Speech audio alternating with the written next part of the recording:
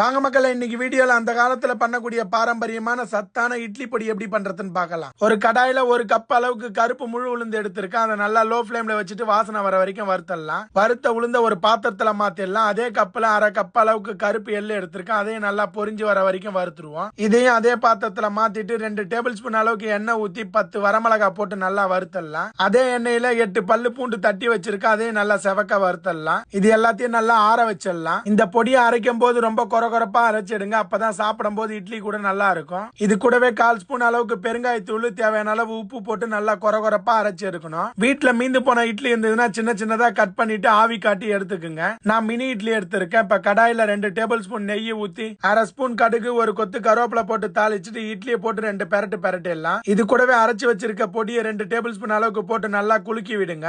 Hostel ரூம்ல எல்லாம் தங்கி படிக்கக்கூடிய பசங்களுக்கு, அது இல்லாம பேச்சுலர்ஸ்க்கு எல்லாம் இந்த பொடியை பண்ணி கொடுங்க. 3 மாசம் ஆனாலும் இந்த பொடி நல்லா சூப்பரா இருக்கும். அதனால இந்த வீடியோ உங்க ஃப்ரெண்ட்ஸ் அண்ட் ஃபேமிலிக்கு ஷேர் பண்ணுங்க மக்களே.